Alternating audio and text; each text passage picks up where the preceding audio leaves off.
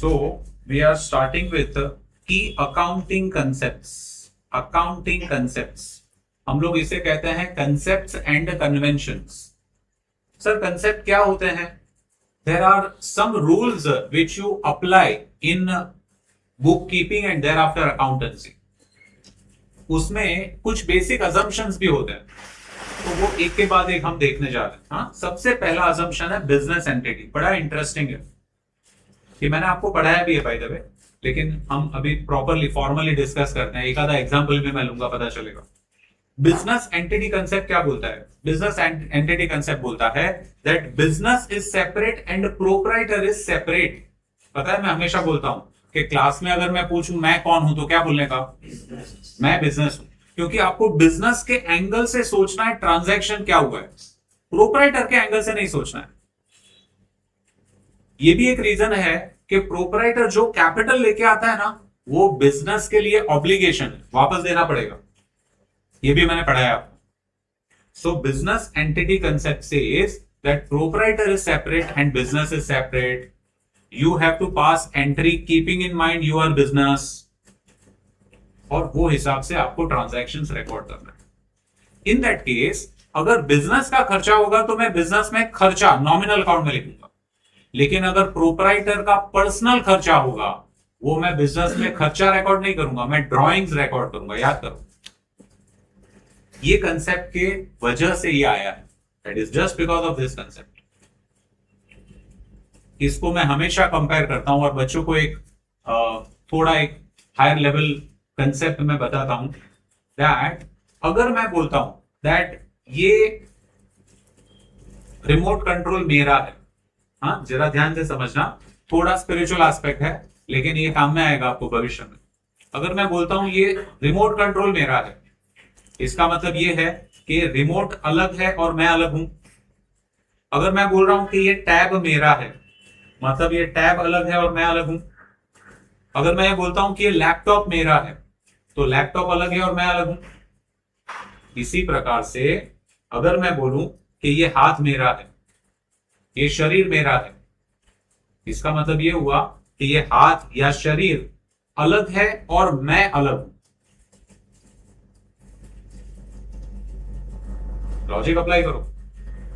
When I say this remote is mine, so this is different than me, no? वैसे ही अगर मैं बोलूं कि ये शरीर मेरा है, इसका मतलब मैं अलग हूं और ये शरीर अलग है. अगर ऐसी बात है तो मैं कौन हूं? Even this is entity concept in our spiritual life. In spirituality we say that we are not body, we are soul. Entity concept. हम लोग बॉडी नहीं है, हम लोग सोल है. Entity concept. सेम थिंग यहां पे हम अप्लाई करते हैं बिजनेस एंटिटी कंसेप्ट. बिजनेस अलग है, प्रोप्राइटर अलग है. कंसेप्ट समझ में आ रहा है? अब इसके कॉन्टेक्स्ट में हम पढ़ते हैं पैराग्राफ क्या होता है. चलो. The concept of business entity states that a business and the owner or owners are two separate entities. Entity मतलब existence. According to this concept, the accounts are maintained from the point of view of the business entity and not the owner. Hence, capital provided by the owner is liability for the business enterprise. थोड़ी देर पहले मैंने बोला मेरे लिए obligation है. As per the concept, a business should record transaction only related to business. Proprietors' personal transactions are not to be recorded in the books of business. However, if there is any capital contribution by the owner or there is any withdrawal from business by the owner for his personal use, then such transactions are required to be recorded. लेकिन personal use के लिए होगा, transaction हम record करेंगे but as drawings. Transaction दिया है, payment of electricity bill for the residence of owner, मतलब actually तो पर्सनल हो गया है ना. तो affect on the business not affect recorded as not recorded in the books of account. अगर मेरे पैसे से पे नहीं किया है, प्रोपराइटर ने पर्सनल पैसे से पे किया है, तो मैं रिकॉर्ड नहीं करूंगा. मैं कौन हूं? बिजनेस. हाँ, अगर मेरे पैसे से पेमेंट हुआ है तो मैं ड्रॉइंग्स रिकॉर्ड करूंगा. राइट, देखो नीचे लिखा है payment of electricity bill made by the business on proprietor behalf. Payment is made by business, hence affects business but not recorded as expense. खर्चा नहीं है मेरा, ये तो पर्सनल लेके गया है, घर पे लेके गया है, ड्रॉइंग्स है। Of the business personal expense, it is recorded as drawings. Are we getting this? Business entity concept देखो, एग्जाम्पल से मीनिंग समझ लो। जरूरी नहीं है मेरे को ये बाय हार्ट करके लिखना है, आप अपने वर्ड्स में लिख सकते हैं। मेन पॉइंट अगर आपने ध्यान रख लिया, that business is separate, proprietor is separate, पहला पॉइंट। दूसरा point, business should record transactions involving business only, proprietors personal transaction should not be recorded. चौथा point, if business has paid proprietor's personal transaction, we should not record as expense but rather we should record as drawings। ऐसे point में याद रख लो, आपका काम हो गया। Clear है? चलो और आगे जाइए। मनी मेजरमेंट, ये तो बड़ा सिंपल है, ये मैंने आपको आगे भी बताया है जब हमने cash transaction, monetary non monetary का बात किया था ट्रांजैक्शन में। Money measurement concept says that all transaction which can be measured or valued in terms of money should only be recorded in books of account। जो मैं money में convert नहीं कर सकता हूं, वो मैं बुक्स ऑफ अकाउंट में रिकॉर्ड नहीं करूंगा। बार्टर सिस्टम, वो मैं बुक्स ऑफ अकाउंट में रिकॉर्ड नहीं करूंगा। हाँ, आप अगर मनी का वर्थ कंपेयर करके थिंग एक्सचेंज कर लो, वो अलग बात है, but it should be converted into money measurement, then only can be recorded। जो मनी मेजरमेंट में कन्वर्ट ही नहीं हुआ है तो मैं एंट्री में अमाउंट क्या लिखूंगा? आपने जर्नल पढ़ा है ना, हम एंट्री लिखते हैं ना, फला फला account debit to bank account, लेकिन मनी क्या लिखूं, अमाउंट क्या लिखूं? I can not record. So money measurement concept, are we getting it? चलो इसको रीड करते हैं हम लोग एक बार। According to this concept, only those transactions which can be expressed in terms of money are recorded। Underline करो, only those transactions which can be expressed in terms of money are to be recorded। Underline करो। पढ़ते पढ़ते थोड़ा हम लोग marking भी करेंगे, it will be beneficial for you.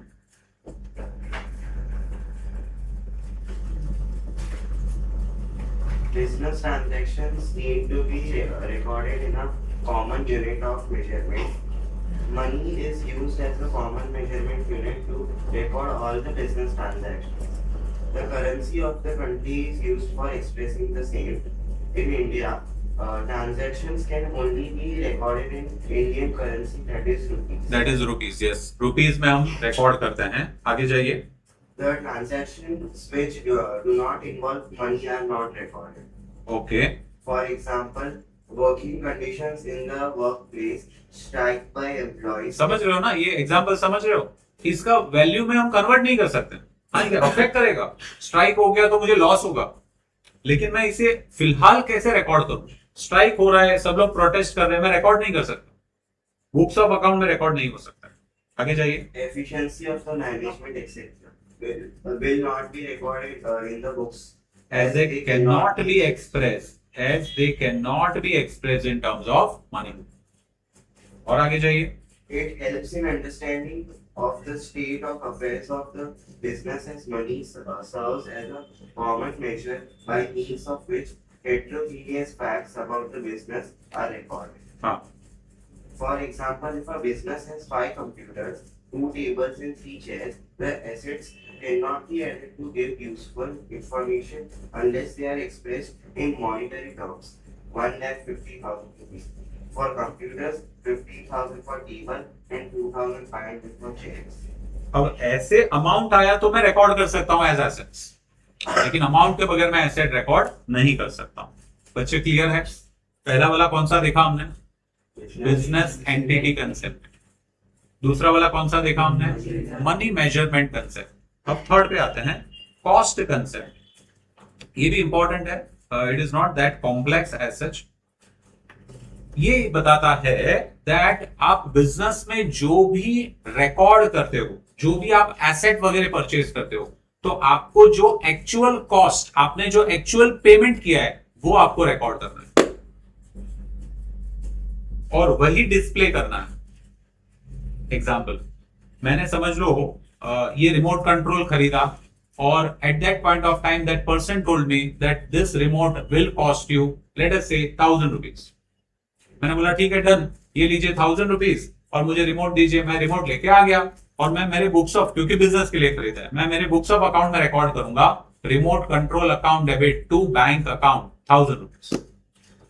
अब सडनली ऐसा हो गया दैट इसका डिमांड बढ़ गया मार्केट में और नेक्स्ट डे ही ये रिमोट का जो 1000 का मिल रहा था वो 5000 का मिलने लगा। मैंने तो 1000 ही पे किया है, मैं मेरे बुक्स ऑफ अकाउंट में 1000 ही रिकॉर्ड करूंगा। मैं ऐसा नहीं बोल सकता हूं अरे इसका भाव बढ़ गया ना, प्रॉफिट है चलो रिकॉर्ड करो 5000 बना दो, ऐसा नहीं कर सकता। I have to record it at cost.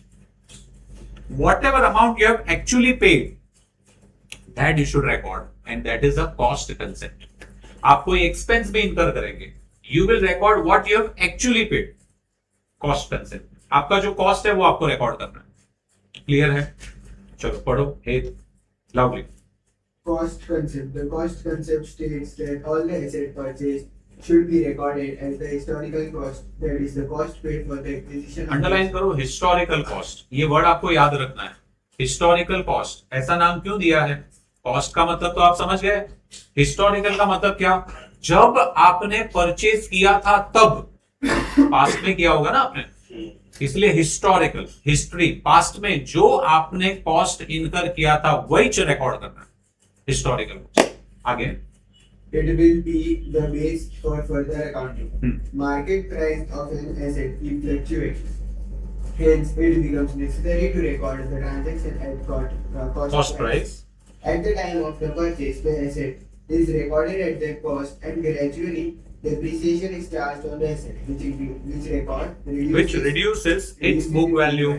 तो आपके सिलेबस में एक चैप्टर भी है जिसका नाम है डेप्रिसिएशन। जब वो चैप्टर पे हम जाएंगे ना तब आगे बात करेंगे, राइट? पर ऐसा समझ लो कि जैसे जैसे आपका एसेट आप यूज करते जाते हैं वैसे नॉर्मल वेयर एंड टेयर लगता है ना। एग्जांपल, मैं छोटा एग्जांपल, ज्यादा डिटेल में नहीं जाऊंगा। आप समझ लो, अगर आपके पर्सनल घर की बात करते हैं, घर पे आप कोई पर्सनल कपड़ा खरीदते हैं, हाँ, आपने जीन्स खरीदा, समझो टी शर्ट खरीदा, तो पहले दिन तो वो एकदम चकाचक होता है कि नहीं? फिर आप धीरे धीरे यूज करते हैं, 1 बार 2 बार 5 बार 10 बार, धीरे धीरे फेड होता है, थोड़ा थोड़ा उसका क्लॉथ का जो क्या बोलते हैं, एक इंप्रेशन है वो थोड़ा थोड़ा कम होने लगता है कि नहीं? ऐसा उसे हम बोलते हैं नॉर्मल वेरिएंट है, हम नॉर्मल भाषा में बोलते हैं कि घिस गया है।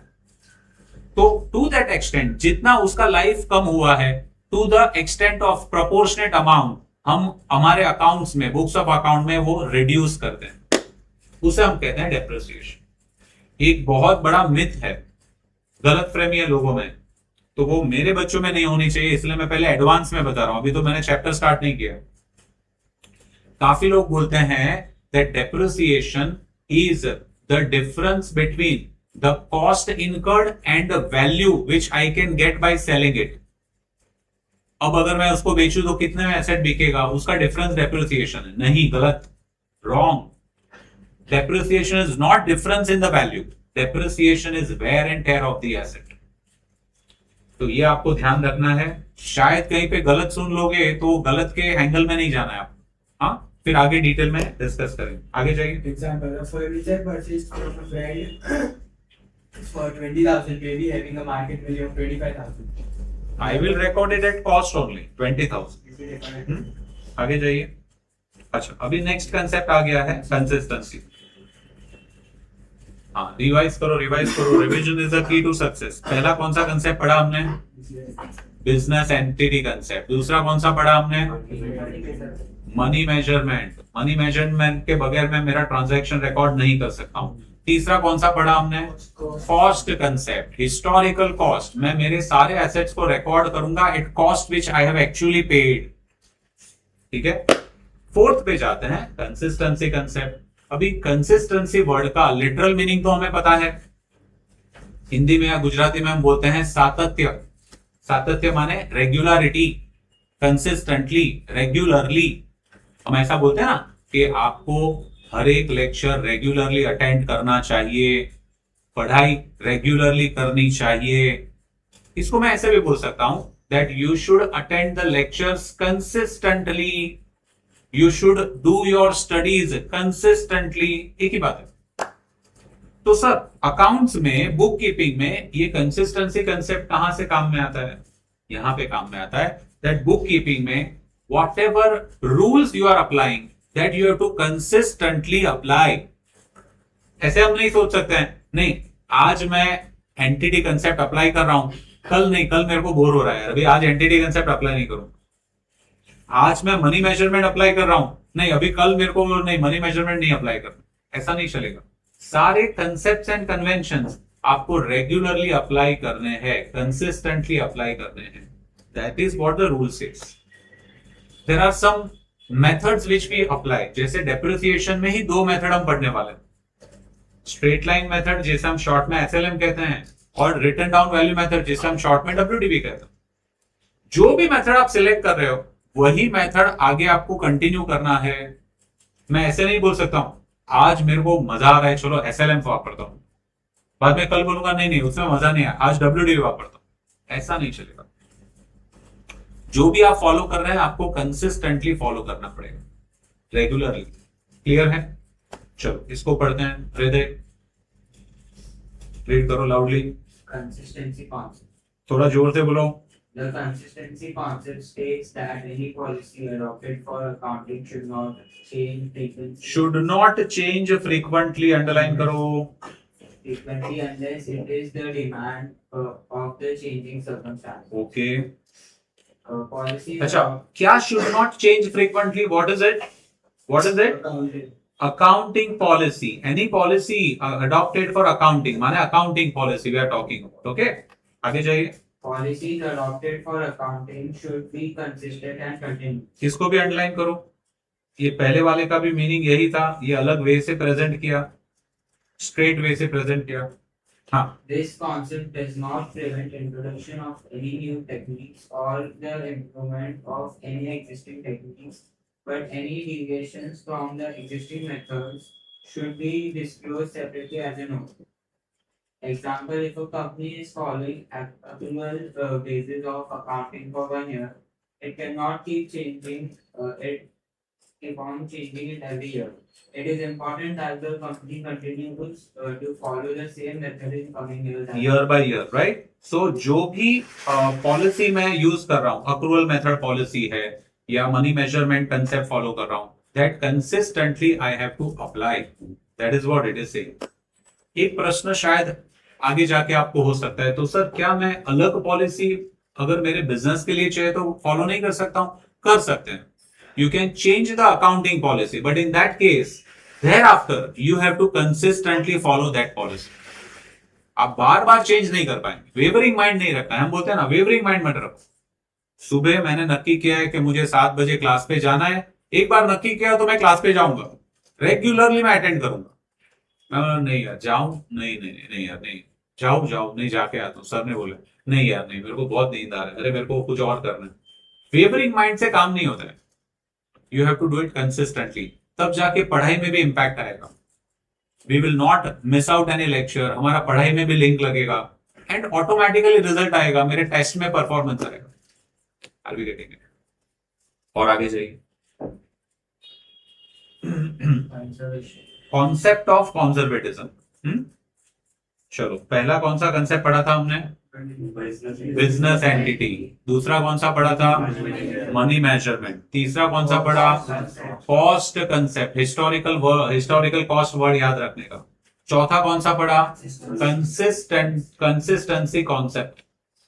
अब फिफ्थ पढ़ने जा रहे हैं हम लोग, कंसेप्ट ऑफ कॉन्जर्वेटिज्म। बड़ा ही इंटरेस्टिंग कंसेप्ट है, बड़ा ही इंटरेस्टिंग कंसेप्ट है। पहले एक एग्जांपल ले लेता हूं, उसके बाद में कंसेप्ट पढ़ेंगे। समझ लो कि मुझे यहां से दिल्ली जाना है, कुछ काम है मेरा, 5-6 दिन का काम है समझ लो। तो नेचुरली मुझे थोड़ा प्लान करना पड़ेगा ना, कैसे जाऊंगा, कहाँ पे रहूंगा, खाना वाना कहाँ पे जाऊंगा, फिर जो जगह से जहां पे काम है मुझे, जो भी ऑफिस में किससे मीटिंग करना है, जो भी है वहां पे कैसे जाऊंगा, एटसेट्रा एटसेट्रा एटसेट्रा। और ये करने के लिए थोड़ा खर्चा भी लगेगा, तो I have to keep money with me. आजकल तो चलो अलग है, यूपीआई सिस्टम, वॉलेट्स वगैरह आ गए हैं, लेकिन समझ लो कि मैं कैश यूज करता हूं, तो how much cash I should carry. Example लेते हैं, से कि आपने टिकट का खर्चा सोचा कि टिकट का खर्चा मेरा होगा 5,000, वहां पे रहने का खर्चा है, मुझे 5 दिन रहना है, समझ लो रहने का खर्चा होगा 10,000, एग्जाम्पल ले रहा हूं। खाने पीने का खर्चा एक दिन का समझ लो 2,000, सो वो भी 10,000 होगा। और वहां पे ट्रैवलिंग करना पड़ेगा, अलग अलग जगह पे शायद कैब करके जाना पड़े, उसका भी खर्चा 5,000 होगा। एग्जाम्पल ले रहा हूं, कितना हो गया टोटल? 30,000 हो गया। मैंने ये एस्टिमेट किया, मेरे हिसाब से फेयर एस्टिमेट। अब आपको क्या लगता है मैं कितना पैसा मेरे साथ में लेके जाऊं? Isn't it? मैं एग्जैक्ट 30 नहीं लेके जाऊंगा, मैं थोड़ा बफर रखूंगा, है ना? मैं शायद 35, 40 या 50, बिकॉज आई डोंट नो कि कहां पे कुछ शायद ज्यादा खर्चा हो जाए। इससे कम तो नहीं होने वाला है, मुझे मालूम है, ये मिनिमम है। इससे थोड़ा ज्यादा रखना पड़ेगा कि नहीं रखना पड़ेगा? This is concept of conservatism. You are preparing yourself for some worst situation may happen. We keep a buffer. That is concept of conservatism. ये मैं आपको ये concepts बताने के लिए एग्जांपल दे रहा हूं। अमाउंट का एग्जांपल की बात नहीं है। वैसे ही बिजनेस में अगर आपको ऐसा लगता है कि फ्यूचर में कोई एक्सपेंस हो सकता है या लॉस हो सकता है, as per the present condition and situation, you must record that expense now. You must provide for that loss now. This is concept of conservatism. अभी हुआ नहीं है, लेकिन आपको लग रहा है कि ये प्रेजेंट स्टेट ऑफ कंडीशन के हिसाब से हो सकता है। अगर हो सकता है ना, तो अभी से प्रोवाइड करके रखो। इसमें भी मैंने क्या बताया, शायद 30 के ज्यादा खर्चा हो सकता है ना, हुआ तो नहीं है ना, पर फिर भी मैं प्रोवाइड करके रखता हूं मेरे पास में। वैसे ही बुक्स ऑफ अकाउंट में, if you feel that some expense in the future may occur, then you should record it now. Concept of conservatism, very important concept. इसको स्टार करो, ये आगे मल्टीपल टाइम आपको आने वाला है, मल्टीपल टाइम्स, राइट? चलो Kevin, loudly. Conservatism concept. In accounting, a business should not anticipate future profits but anticipate future losses and make provision for all the possible expenses. This helps create some reserves in the book of accounts which can catch the अच्छा एक minute, continue. The profit and loss account may show lower income and balance sheet may overstate the liabilities and understate the assets. This policy of recording means asking the accountant to play safe by recording transaction in the books of accounts. रुक जाइए, हाँ। सो क्या बोला first line में, क्या बोला? Business should not anticipate future profit. Future में मैं इतना धंधा करूंगा, इतना टर्नओवर करूंगा करके अभी से प्रॉफिट बुक नहीं करूंगा। No, should not anticipate, but future losses anticipate करके make provision for all possible expenses as per present condition and situation. के लिए अगर फ्यूचर में मेरा एक्सपेंस या लॉस होने वाला है तो मैं रिकॉर्ड करूंगा, ये आपको ध्यान में रखना। This helps create some reserves in the books of account which can absorb the unexpected expenses, if any. The profit loss account may show lower income and balance sheet may overstate the liabilities and understate the asset. ये part थोड़ा आप अभी समझने के लिए छोटे हैं, क्योंकि ये पार्ट आपका जब लास्ट चैप्टर में हम जाएंगे ना, तब आपको ज्यादा क्लैरिटी आएगा दैट फाइनल अकाउंट्स में हम क्या क्या बनाते हैं, trading account, profit loss account, balance sheet. तो ये सारी चीज का इंपैक्ट वहां पे क्या होता है वो अभी पता नहीं चलेगा, लेकिन अभी थोड़ा हमने पढ़ लिया क्योंकि वो साथ में कंसेप्ट में आता है इसके। This policy of recording means asking the accountant to play safe, to play conservative, underline करना, while recording the transaction in the books of account. Continue with the example. Example, a company is expecting that a particular customer is likely to make a default in paying his dues, then the company can make a provision for a default even if the actual default has not occurred. This will reduce the profits of earlier year, but it covers the payment. ये इसका नाम है, जो provision करते हैं ना उसको हम बोलते हैं RDD, reserve for doubtful debt. वो भी आप लिख के रखो, भविष्य में आपको ये काम में आएगा, RDD, reserve for doubtful debt. ठीक है, दैट वाज कंजर्वेटिज्म कंसेप्ट। आगे जाते हैं गोइंग कंसर्न कंसेप्ट। अभी ये सारे सिंपल सिंपल आने लगे। चलो रिवाइज करो, पहला वाला कौन सा पढ़ा? Business entity concept. दूसरा वाला कौन सा पढ़ा? Money measurement concept. तीसरा वाला कौन सा? कॉस्ट कंसेप्ट, जिसमें हिस्टोरिकल कॉस्ट आया था। चौथा कौन सा पढ़ा? कंसिस्टेंटली मुझे सारे ट्रांजैक्शन रिकॉर्ड करने चाहिए। और पांचवा वाला कौन सा पढ़ा? Conservatism concept. Right, conservatism concept में क्या देखा हमने? शॉर्ट में अगर याद रखना है, I have to play safe, I have to provide for future expenses and losses as per present condition and situation. ये आपको याद रखना। अब मैं जा रहा हूं गोइंग कंसर्न कंसेप्ट पे। बड़ा सिंपल है और बहुत प्रैक्टिकल है, जो हम रोज हमारी लाइफ में अप्लाई करते हैं। Okay, going concern. ना, मैं एकदम लाइव एग्जांपल आपको देता हूं, अभी का ही एग्जांपल मैं आपको देता हूं। हमारा क्लास खत्म कितने बजे होने वाला है? उसके बाद में आप क्या करने वाले हैं? घर पे जाएंगे, थोड़ा खाना वाना खा लेंगे और फिर कॉलेज जाएंगे। कॉलेज जाने के बाद में आप घर पे जाएंगे, थोड़ा रेस्ट करेंगे, कुछ गेम्स खेलेंगे, फ्रेंड्स के साथ में मिलेंगे, व्हाटएवर, फिर सो जाएंगे। फिर वापस कल सुबह उठेंगे और वापस क्लास पे आएंगे। सुबह में आएंगे कि नहीं आएंगे? ये सारा आप प्लानिंग कर रहे हैं। वो प्लानिंग के पीछे अजम्पशन क्या है? मैं ये सारा प्लान कर रहा हूं कि मैं आज दिन भर में ये काम करने वाला हूं, कल सुबह उठ के वापस आऊंगा, मैं मेरे क्लास पढ़ाऊंगा, बच्चों को पढ़ाई कराऊंगा और फिर और आगे जो जो काम करूंगा। इसके पीछे बेसिक अजम्पशन ये है कि कल मैं जिंदा रहने वाला हूं। Isn't it? तो ही तो मैं प्लान करूंगा ना भाई। मैंने ये समझ के रखा है कि कल मैं जिंदा रहने वाला हूं, 6 महीने तक रहूंगा, 1 साल तक रहूंगा, 10 साल तक रहूंगा, 50 साल तक रहूंगा, whatever. And that's how I plan my whole life. मैं कहीं पे ट्रैवल करने वाला हूं, शायद घूमने जाने वाला हूं, 6 महीने पहले मैं एयर टिकट बुक कर रहा हूं। मतलब मैं अज्यूम कर रहा हूं ना 6 महीना में जिंदा रहूंगा। पर क्या सर्टेनिटी है? क्या किसी का भी सर्टेनिटी नहीं। एक ही चीज लाइफ में सर्टेन है, एंड दैट इज डेथ। एक ही चीज सर्टेन है, निश्चित है, एंड दैट इज डेथ। और फिर भी मैं प्लानिंग करता हूं कि नहीं करता हूं? ये मैं क्या सोच के प्लानिंग करता हूं? मैं जिंदा रहने वाला हूं। Going concern. बिजनेस में मैं ये सोच के चलता हूं कि मेरा बिजनेस लंबा मैं चलाने वाला हूं।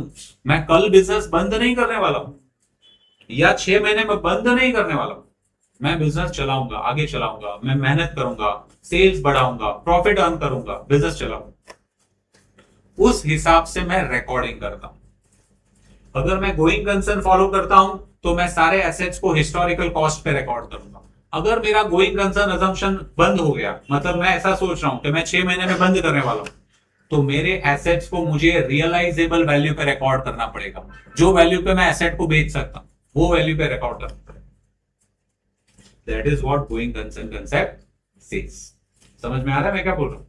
सो आप बिजनेस के लिए सोचते हो कि for enduring nature you are going to run your business, you are not going to shut down immediately. ये going concern concept. Going concern long term तक आप जिंदा रहने वाले हो, आपका बिजनेस जिंदा रहने वाला है। अभी गेटिंग इट? चलो की थी Going concern concept. Assume that business will function for a long period of time. It is expected to continue operation for future is not to be closed down in a short period of time.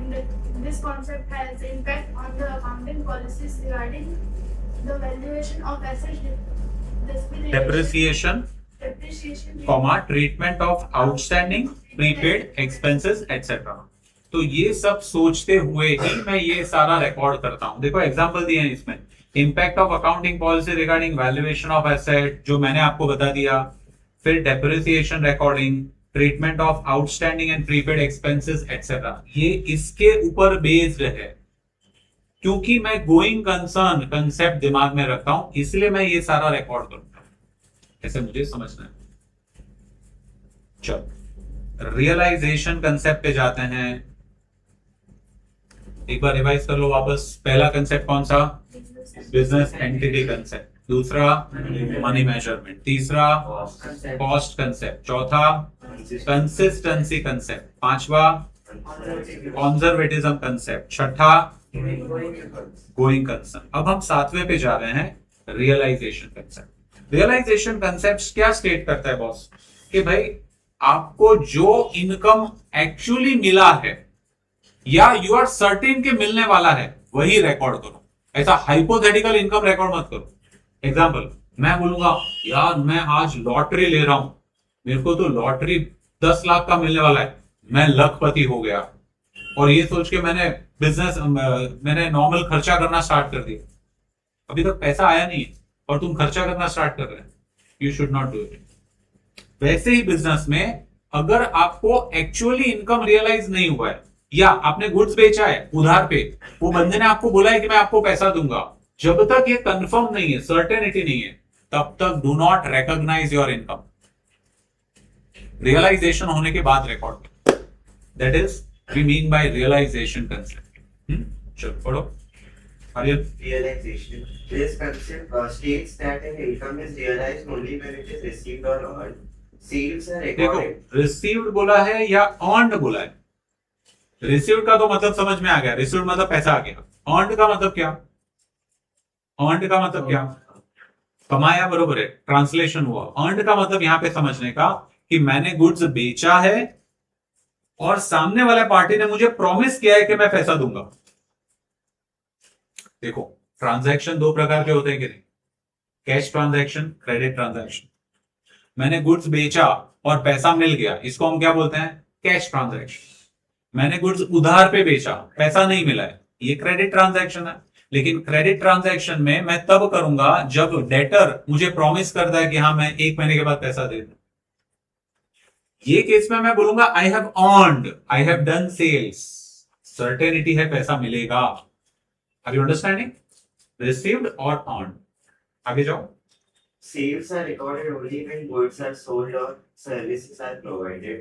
Sales revenues are considered as recognized when sales are effected during the accounting period, irrespective of whether the payment has been received or not. Example, the value of land to be sold has increased from 1 crore 1 crore. to 120 lakh या 1 crore 20 lakh।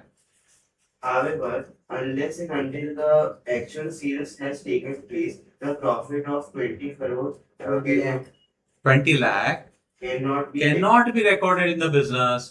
अब मैंने अभी तक बेचा नहीं है, बेचने के बाद पैसा आया नहीं है, तो मैं ये रिकॉर्ड नहीं करूंगा unless and until actual sales takes place।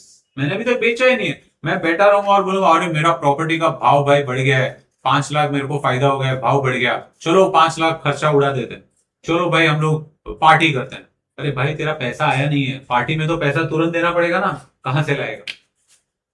Are you understanding? So that is what realisation concept says. चलो और आगे जाते हैं। ठीक है ना, सब लोग जाग रहे हैं ना, अलर्ट और एक्टिव है ना? लॉजिक समझना है अपने को। एक्चुअल कंसेप्ट ये भी बड़ा सिंपल है, ये हमने एंट्री में भी अप्लाई किया हुआ है। कोई भी ट्रांजैक्शन तुरंत आपने पेमेंट नहीं किया है, पेएबल है, तो we do record it as a liability. ये अक्रूअल कंसेप्ट बोलता है। Accrual concept says that if you have incurred an expense, though amount is not paid but you will have to record it. Incur कर लिया है, इनकर माने मैंने खर्चा कर लिया है। जैसे एग्जांपल, आप घर पे से अगर क्लास पे आ रहे हैं, हाँ आप समझो ऑटो में बैठ गए, ऑटो वाले चाचा को बोला जरा मुझे क्लास पे लेके जाइए, बोला हाँ ठीक है बैठ जाओ बेटा। यहाँ पे आ गए, 50 रुपया हुआ, और आपने देखा जेब में, अरे मैं आज वॉलेट तो लाया ही नहीं हूँ। चाचा को बोला चाचा मैं रोज आपके साथ में आता हूँ यार, मैं आज वॉलेट नहीं लाया। चाचा ने बोला कोई बात नहीं बेटा, इट्स ओके, कल पे कर देना, कौन सी बड़ी बात है। मैंने तुरंत पे नहीं किया है लेकिन मेरा खर्चा हुआ है, मैं बुक्स ऑफ अकाउंट में रिकॉर्ड करूंगा, travelling charges account debit to payable to चाचा। Accrual concept. मैं बिजनेस में ऐसा नहीं बोलूंगा अरे मैंने पे नहीं किया, मेरा खर्चा नहीं। खर्चा तो है भाई, इलेक्ट्रिसिटी में यूज करता हूं बिजनेस में, हाँ तो क्या ऐसा है कि इलेक्ट्रिसिटी यूज किया तुरंत पे किया, यूज किया तुरंत पे? ऐसा नहीं होता है। आपका बिल महीने के एंड में आता है, फिर 10 दिन के बाद में आप पे करते हो, लेकिन खर्चा आपका करंट मंथ में हुआ है। ये समझो आज क्या है, 1 है ना, 1 अगस्त है, समझो मैंने जुलाई में जो भी इलेक्ट्रिसिटी खर्चा किया है, मेरे को जुलाई एंड में रिकॉर्ड करना पड़ेगा। Electricity charges to payable amount outstanding electricity charges, क्योंकि बिल मेरा समझ लो 10 अगस्त को आएगा, मेरे को और 10-15 दिन के अंदर पेमेंट करना है, मैंने 20 अगस्त को पे किया, तब तक मैं खर्चा पेंडिंग नहीं रखूंगा, मैं रिकॉर्ड कर दूंगा. Accrual concept. Are you understanding this? Right. चलो तो अभी इसको पढ़ते हैं. हेत Accrual concept. The expenses are recorded when they are accrued. Accrued. Accrued. Accrued भी बोल सकते हैं या इनकर्ड भी बोल सकते हैं, एक ही बात है. That is when they become payable. Similarly, income is also recorded when it is accrued. That is when it is becomes receivable.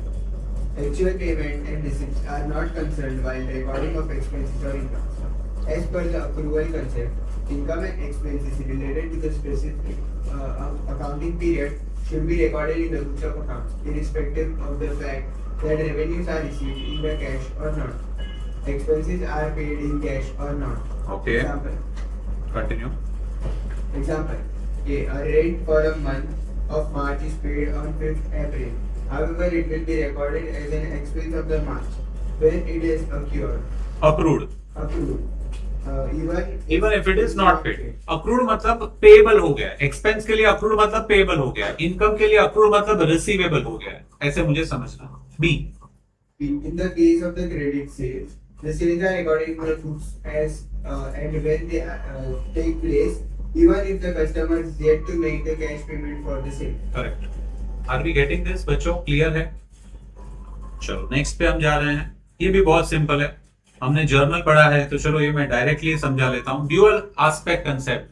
हर एक ट्रांजैक्शन के दो इफेक्ट होते हैं, एक डेबिट और एक क्रेडिट. तो आपको भी recording of the transaction dual aspect के हिसाब से करना है. आप ऐसा नहीं कर सकते मैंने खाली डेबिट इफेक्ट दे दिया चलेगा क्या? नहीं चलेगा. अल्टीमेटली कहीं ना कहीं पे टैली नहीं होगा, अटक जाएंगे. तो आपको दो एस्पेक्ट का इफेक्ट देना है, डेबिट एंड क्रेडिट. ये बड़ा सिंपल सा एस्पेक्ट है. ठीक है, चलो हृदय कंटिन्यू करो. Dual aspect concept. Every business transaction has two effects and involves exchange of benefits. Benefit received and benefit given. Both the aspects should be recorded in the book. The system which records Such dual aspects in the books of account is the basis of it is the basis of dual double entry system. Double entry system का ये base है, dual aspect है. आगे. This principle is also referred to as the debit and credit concept. हाँ. Debit the account तो क्या होगा? Increase in asset and expenses. Credit account में decrease in asset and expense. Debit account में decrease in liability and income. Credit account में increase liability and income. This gives rise to the basic accounting equation capital plus liability is equal to assets. ये हमने पढ़ा हुआ है तो हमारे लिए सिंपल था. डिस्क्लोजर का मतलब है आपने जो भी प्रिंसिपल्स एंड कंसेप्ट्स अप्लाई किए हैं, पॉलिसी अप्लाई की है, वो आपको स्टेटमेंट में लिखना है. You have to write it in the financial statement. Disclose करना है. नहीं, हम लोग कभी मूवी वगैरह देखने जाते हैं तो उसमें मूवी से पहले एक डिस्क्लोजर आता है, शायद आपने ध्यान दिया होगा. ये फीचर फिल्म में हमने किसी प्राणी को हानि नहीं की है, ये मूवी किसी भी एक्चुअल पर्सन के बारे में नहीं है, ये पूरा एक हाइपोथेटिकल सिचुएशन. ऐसा एक डिस्क्लेमर आता है ना, डिस्क्लोजर. अकाउंट्स में, बुक कीपिंग में, बिजनेस में मैंने जो भी पॉलिसी अप्लाई किया है उसका डिस्क्लोजर है कि हमने ये पॉलिसी अप्लाई किया है. राइट. चलो Kevin. Disclosure. This concept states that the account must disclose all the material information. Account should disclose true, fact, and complete information to all the related parties. The balance sheet and the profit and loss account should present the true picture of the financial performance and the financial position of the business. The information disclosed should possess the quality of relevance, reliability, comparability and it should be easy to understand for all the concerned authorities. ये disclosure लिखने से जो भी user of the financial statement है, जो भी ये मेरा फाइनेंशियल स्टेटमेंट पढ़ेगा in context with the disclosure, उसको समझ में आएगा कि मेरा थिंकिंग क्या लगाया है और कैसे मैंने बुक कीपिंग किया हुआ. That is the purpose. Right. दो कंसेप्ट अभी हम लोग नेक्स्ट लेने जा रहे हैं, materiality and matching concept. Materiality concept, अभी ये भी एज सच इंपॉर्टेंट है, समझ लेते हैं, एग्जाम्पल से समझते हैं तो उससे आपको ज्यादा क्लैरिटी आएगा। और मैं जो एग्जाम्पल दे रहा हूं ना, if you are smart enough no, वो एग्जाम्पल आप पेंसिल से छोटे हैंडराइटिंग में साइड पे लिख सकते हैं। तो जब कभी भी ये कंसेप्ट समझना हो, आपने खाली एग्जाम्पल याद कर लिया, आपका काम हो गया। Example that way it is very important, materiality concept. Okay, अब मुझे बताओ कि समझ लो हम हमारे फैमिली के साथ में कहीं पे बाहर खाना खाने के लिए जाते हैं, कोई भी फंक्शन है, कोई भी इवेंट है, चलो बर्थडे है, पिताजी का बर्थडे है, मम्मी का बर्थडे, समथिंग, आज बाहर खाना खाने जाते हैं और हम डिनर के लिए गए, कोई अच्छे से रेस्टोरेंट में गए, हमने खाना खाया और उसके बाद में अगर हमको उसका सर्विस अच्छा लगा, समझो एग्जाम्पल के तौर पे बोलता हूं, हमने खाना खाया और बिल आया 2000 रुपया, मुझे उसका सर्विस अच्छा लगा, तो जनरली ऐसा होता है ना कि हम as a tip we give some amount, isn't it? हम ऐसा सोचते हैं कि भाई 2000 का टोटल फूड का बिल है और मुझे इतना अच्छा सर्विस मिला है, तो समझ लो 5%, 2000 का 5% अप्रोक्सीमेटली, वो मैं उसको टिप के तौर पे मैंने 50 या 100 रुपया टिप के तौर पे रख दिया। मेरे लिए वो 2000 के सामने उसका 2-5% माने 50 रुपया 100 रुपया, ये ज्यादा मायने नहीं रखता, इसलिए I can say let go, चलो हाँ दे दो। लेकिन अगर वो वेटर आके मेरे को बोले कि सर मेरे को 500 रुपया चाहिए टिप, तो मैं क्या बोलूंगा उसको? बोलूंगा भाई इतना नहीं होता है, 2000 का बिल हुआ है, 500 मतलब 1/4 25% हो गया, इतना टिप नहीं होता है। छोटा अमाउंट नेग्लिजिबल हो, जो नेग्लिजिबल अमाउंट है वो हमारे लिए सिग्निफिकेंट नहीं है, मतलब मटीरियल नहीं है। मटेरियलिटी कंसेप्ट यहां पे बोलता है सिग्निफिकेंस। आपके बुक्स ऑफ अकाउंट में भी छोटा मोटा एक्सपेंस है, उसको आप क्लब कर सकते हो, because it is not material. Material का मतलब एक्चुअल मटीरियल की बात नहीं कर रहा हूं, मटीरियल मतलब सिग्निफिकेंस। कई बार आपने ये भी देखा होगा कि कोई आप ग्रोसरी शॉप में कुछ खरीदने गए, आपने बोला कि ये फला फला फला चीज चाहिए और उसका अमाउंट हुआ, एग्जाम्पल बोल रहा हूं, उसका अमाउंट हुआ 558 रुपीज। ओके, अब वो बंदे ने आपको बोला 558 है, आपने पैसा निकाला, जेब में से पैसा निकला तो आपके पास में 500 का नोट था, एक 50 का नोट था और दूसरा 20 का नोट था, मतलब कितना हुआ? 570 हुआ। आपने 570 उसको दिया और वो बंदे के पास में छुट्टा नहीं था, तो उसने आपको छोटा छोटा 2 पेपरमेंट दे दिया। तो आपको एक्चुअली पेपरमेंट नहीं चाहिए था, it is not useful for you, but you will say what, अच्छा चलो हाँ ठीक है दे दो, या फिर एक काम करो ना रहने दो ना, इट्स ओके। हम कभी ऐसा बोलते हैं ना, because that small 1 or 2 rupees now is not significant. Are you understanding? कई बार आप ये ग्रोसरी शॉप वगैरह में जाते हो, जैसे डीमार्ट वगैरह है, हाँ बिग बाजार वगैरह है, ऐसे शॉप में कई बार बिल जो होता है उसमें दे राउंड ऑफ द अमाउंट। आपका बिलिंग के हिसाब से पैसा होगा 4438.75। They will never give you 0.25 back. They will round it off. उसको फुल अमाउंट में राउंड ऑफ कर देंगे because of the negligent amount, insignificant, immaterial amount. तो मटेरियलिटी कंसेप्ट बोलता है कि जो मटेरियल इंफॉर्मेशन है, सिग्निफिकेंट वर्ड लिखना है, सिग्निफिकेंट इंफॉर्मेशन है, वो आपको रिकॉर्ड करना है। जो इनसिग्निफिकेंट है वो आप क्लब करके भी दिखा सकते हो, अलाउड है, कोई प्रॉब्लम नहीं है, क्योंकि वो information reader of the financial statement के लिए इंपॉर्टेंट नहीं है। लेकिन जो सिग्निफिकेंट इंफॉर्मेशन है उसको छुपा नहीं सकते, उसको क्लब नहीं करने का, उसको सेपरेटली डिस्क्लोज करना है। That is what this statement says. चलो कौन पढ़ रहा था?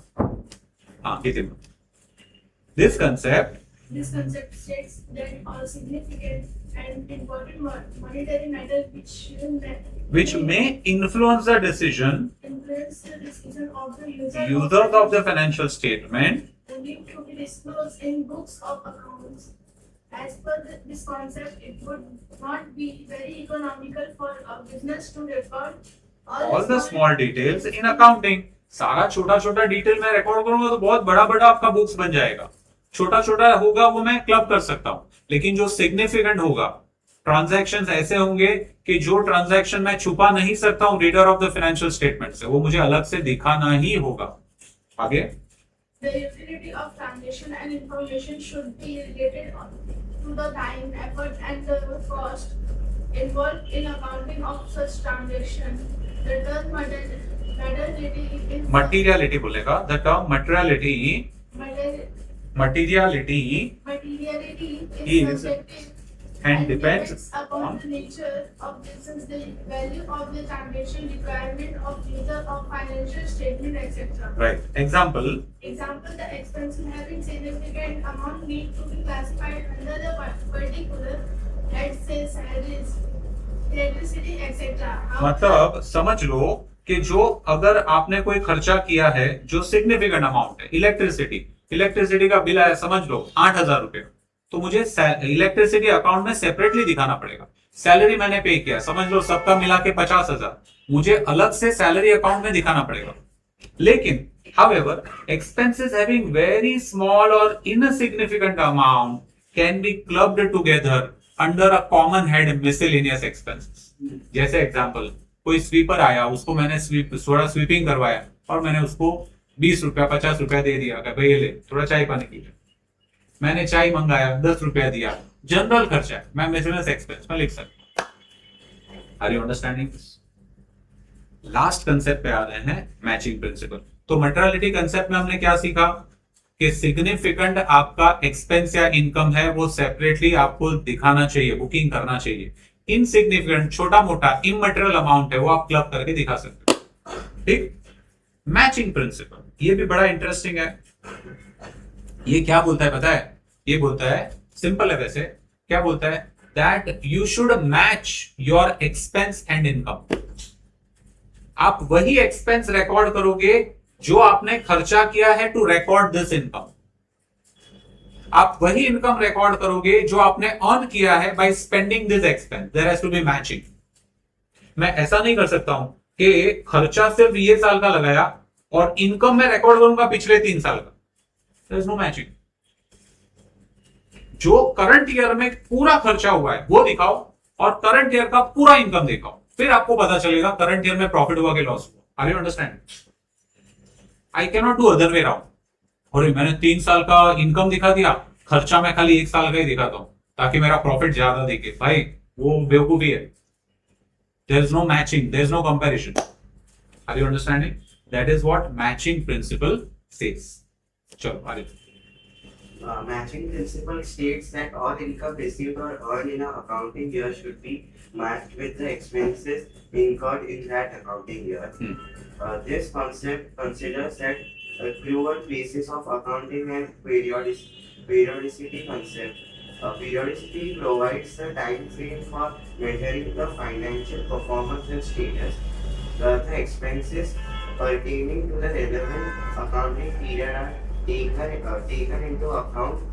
Therefore, it includes all the adjustments related to outstanding prepaid expenses, outstanding prepaid received, prepaid Outstanding or pre-received income, depreciation provision for the relevant accounting period is made. This way, the revenues earned are matched with the expenses incurred for that accounting period and the profit. and then the profit or losses derived. In short, आपको याद रखना है that current year में आपका financial statement बनता है वो 1 साल का बनता है. 1 साल माने 12 महीना. 12 महीने में जितना इनकम कमाया है वो इनकम आपको दिखाना है और उसके सामने जितना खर्चा किया है 12 महीने का करंट ईयर का ही होना चाहिए वो दिखाना है. और फिर दोनों का डिफरेंस फाइंड करो. चाहे इनकम ज्यादा है तो प्रॉफिट होगा, एक्सपेंस ज्यादा है तो लॉस होगा. वही कंपैरेबल है. You have to match expense and income. Concept का नाम ही है मैचिंग कंसेप्ट. मैचिंग मतलब कपड़े का मैचिंग नहीं है, एक्सपेंस एंड इनकम का मैचिंग है. क्लियर है बच्चों? तो आज यहीं तक रखते हैं, है ना. उसके बाद लेजर के क्वेश्चन पे नेक्स्ट लेक्चर में हम जाएंगे. ये एक बार रिवाइज करना. आज ही रिवाइज करोगे तो फायदा होगा, आपका अंडरस्टैंडिंग ज्यादा अच्छा बैठेगा. अगर आज रिवाइज नहीं करोगे, 4 दिन के बाद करोगे तो मेमोरी आपका इरेज होने का चांसेस ज्यादा है. डन है गाइस.